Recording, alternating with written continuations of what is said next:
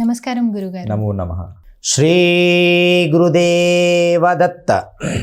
మిత్రులారా, ఇప్పుడు మనం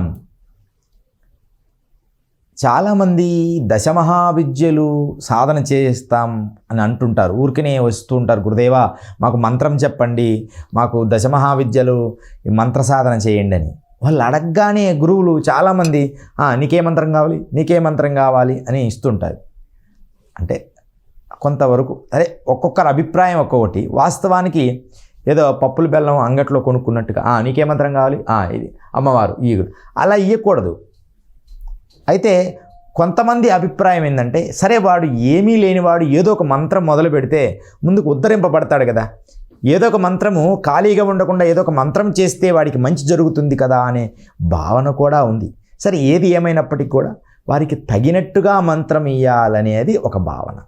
ఎందుకంటే ఎవరంటే ఏదో అడుగుతుంటారు, వాళ్ళు అడిగినప్పుడే మనం మంత్రం ఇవ్వకూడదు. అయితే ఈ మంత్రం ఎలా ఇవ్వాలి అంటే ఒక నియమం ఉంది. ఒక్కొక్క నక్షత్రానికి కలిగినట్టు ఒక్కొక్క నక్షత్రానికి ఒక్కొక్క మంత్ర సాధన ఇవ్వాలన్నమాట. అది అశ్విని మఖ మూలా నక్షత్రం వాళ్ళకు, ఇప్పుడు గుర్తుపెట్టుకోండి, అశ్విని మఖ మూలా నక్షత్రం వాళ్ళకు ధూమవతి సాధన ఇస్తాం. వాళ్ళు రాగానే చూస్తాం, ఏ నక్షత్రమో చూస్తాం, వాడికి ఆ మంత్ర సిద్ధి కలుగుతుందా లేదో చూస్తాం. అప్పుడు అశ్విని మఖ మూలా నక్షత్రం వాళ్ళకి ధూమవతి సాధన చేస్తే వారికి అమ్మవారి అనుగ్రహం వస్తుంది. తర్వాత మనం చూసుకోవాల్సింది భరణి పుబ్బ పూర్వాషాఢ నక్షత్రం వాళ్ళకి, భరణి పుబ్బ పూర్వాషాఢ నక్షత్రం వాళ్ళకి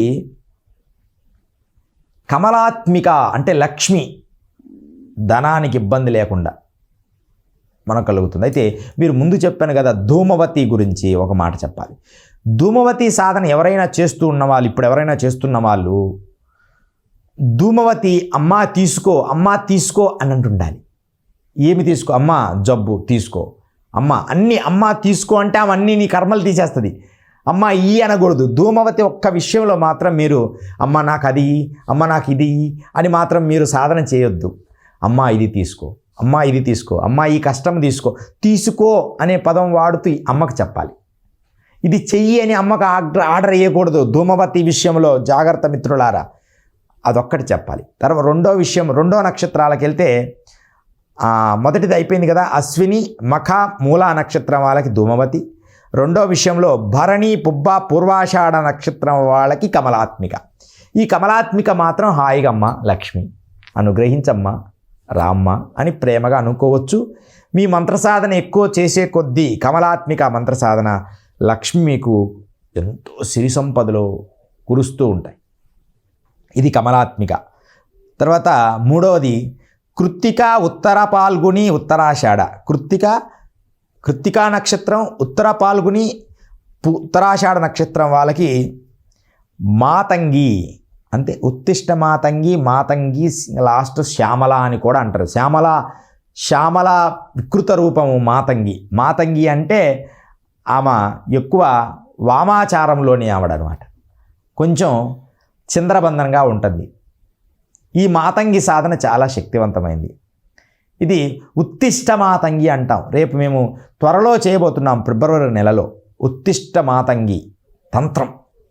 అది దగ్గర నెల రోజులు అంటే రహస్యంగా జరుగుతుంది. ఎవరైనా ఒకరిద్దరితోనే, ఇప్పుడు ఎవరైనా మాకు ఫోన్ చేసి చెప్తే వారికి మాత్రం ఈ టైం అని ఇచ్చి వారితో చేపిస్తాం అంతే. అంటే అందరు జనాలతో కూర్చోబెట్టి చేపించే తంత్రము కాదు ఇది. ఉత్తిష్ట మాతంగి తంత్రం ఇది చాలా శక్తివంతమైంది. ఇది ఎవరు ఉచ్చాటనతో చేయబడిన మంత్రం అన్నమాట. ఉత్తిష్ట మాతంగి మాతాంగి రాజశ్యామల అని కూడా అంటారు. అంటే శ్యామల అనేది మళ్ళీ ఉచ్చరణ అవుతుంది. అంటే మళ్ళీ శ్యామల అనే మంత్రమేమో చాలా సాత్వికమైన మంచి సత్వగుణములో చేయబడినది. కానీ రాజ్యాన్ని కలగజేస్తాయి, రాజకీయాల్లో అభివృద్ధి తీసుకొస్తాయి. కానీ రాజశ్యామలతో పాటుగా అందరూ రాజశ్యామలను చేస్తుంటారు ఈ సిద్ధి కోసం. ఎప్పుడు పని చేయదు ఆమె, ఒక్కసారి 2 సార్లే, ఎప్పుడు నీకేం పట్టం కట్టదు రాజశ్యామల. కానీ రాజశ్యామలను ప్రేరేపించి ఉత్తిష్ట మాతంగి చేపించుకుంటే హోమం ఖచ్చితంగా సిద్ధి కలుగుద్ది. ఆమె కూడా 2-3 సార్లు, అంతేగాని ఎందుకంటే ప్రతిసారి అడిగితే ఆమె వరం ఇయ్యదు కదా, ఒక్కసారి లేకపోతే 2 సార్లు. కానీ మాతంగి అలా కాదు, ఖచ్చితంగా నెరవేరుతుంది మాతంగి చేస్తే. ఆ మాతంగి ఎలా చేయాలి? ఆ మాతంగి చేయడానికి కృత్తిక, ఉత్తర పాల్గొని, ఉత్తరాషాఢ నక్షత్రం వాళ్ళు మాతంగి మంత్ర సాధన చేయాలి. గురుముహూర్తగా చేస్తే మంచిది. ఈ మాతంగి సాధన చేసేవాళ్ళు ముఖము కడగరాదు. ఒక 10,000 సార్లు మాతంగి మంత్రం 10,000 మీరు టార్గెట్ పెట్టుకోండి. ఇది సభాముఖంగా చెప్పానని బాధపడొద్దు, అలాంటి మాటలు మాట్లాడకూడదు. కానీ మరి ఉన్న విషయం అది, ముఖాన్ని కడగకూడదని శాస్త్రంలో చెప్పింది. అందుకని మీరు ఇది చేయకూడదు కాబట్టి దానికి సంబంధించిన గురువులతో చేపించుకోవాలి. ఇది ముఖము కడగకూడదు అంతే, అంటే బ్రష్ పెట్టి మొహం కడగకూడదు ఒక 10,000 చేసేదాకా. ఆ తర్వాత మంత్రము సిద్ధిస్తుంది. తర్వాత మీరు రోజుకు ఒక 3 నెలలు 4 నెలలు రోజుకు ఒక 3 మాలలు చేస్తే చాలు. ఆ 3 నెలలు 4 నెలలు అయిపోయేటప్పటికి మీకు అమ్మవారు సహాయం చేస్తుంది. దాన్ని మాతంగి అంటారు. మొహం కడగకూడదు, మొట్టమొదట 10,000 జపం అయిపోయేదాకా మొహం కడగకూడదు అని ఉంది. ఈ కలియుగంలో మూఢ విశ్వాసాలు అనుకోవద్దు, అది చేసేవాడు అది చేస్తుంటారు. గురువు అందుకనే ఇదంతా కూడా గురువులతో చేపిచ్చేసి మనం తీర్థం తీసుకోవడం మంచిది. మీరందరూ ఇళ్లల్లో గురువుగారు మొహం కడుక్కోకూడదని చెప్పారని కడుక్కోకుండా ఉండొద్దు, ఎందుకంటే అది మీకు యోగ్యము కానిది. గురువు అనుమతితో చేయాలి ఇలాంటి విషయాలు. మిత్రులారా, జై గురుదత్త. దానితో పాటుగా ఇప్పుడు మనం తెలుసుకునేది 4వ విధానంలో రోహిణి, హస్త, శ్రవణ నక్షత్రం వాళ్ళకి. రోహిణి, హస్త, శ్రవణ నక్షత్రం వాళ్ళకి భువనేశ్వరి సాధన. ఇక దీనికి మించింది లేదు. ఇది కూడా అంటే ఈ నక్షత్రం వాళ్ళకి ఇది సిద్ధిస్తుంది. రోహిణి, హస్త, శ్రవణ నక్షత్రము. నేను ఎక్కువగా ఏ పదమైనా 2-3 సార్లు చెప్తాను, ఎందుకంటే గుర్తు పెట్టుకుంటారని. ఈ 3 విషయాల్లో గుర్తుపెట్టుకోవాలి. ఈ నక్షత్రం వాళ్ళు ఎవరైతే ఉన్నారో వాళ్ళు భువనేశ్వరి సాధన చేస్తే వాళ్ళకి ఖచ్చితముగా వారి జీవిత ఆశయములో అతి శీఘ్రముగా, అంటే 3 నుంచి 4 సంవత్సరాల లోపే ఏదో ఒక చక్రవర్తి అవుతారు. రాజకీయంగా ఏదో రకంగా ఆమె సహాయం చేస్తుంది. ఆమె మీకు సహకారంగా దగ్గరికి వస్తుంది. అయితే దీన్ని గురువులతో తెలుసుకొని చేసుకోవాలి. కొన్ని విషయాలు రహస్యాలు ఉంటాయి. తర్వాత మృగశిర, చిత్త, ధనిష్ట నక్షత్రం వాళ్ళు, మృగశిర, చిత్త, ధనిష్ట నక్షత్రం వాళ్ళు చేయవలసింది బగలాముఖి సాధన. ఎందుకు గురువుగారు బగలాముఖి? ఈ మృగశిర, చిత్త, ధనిష్ట నక్షత్రం వాళ్ళకి కొంచెం నోరు చాలా మంచి వాళ్ళే, కానీ సడన్గా నోరు కొంచెం తప్పుగా మాట్లాడుతుంది. ముందు చెడు కోరుకుంటుంది. వాళ్ళు నిజంగా చేయరు, గబుక్కున ఒక మాట అనేస్తారు.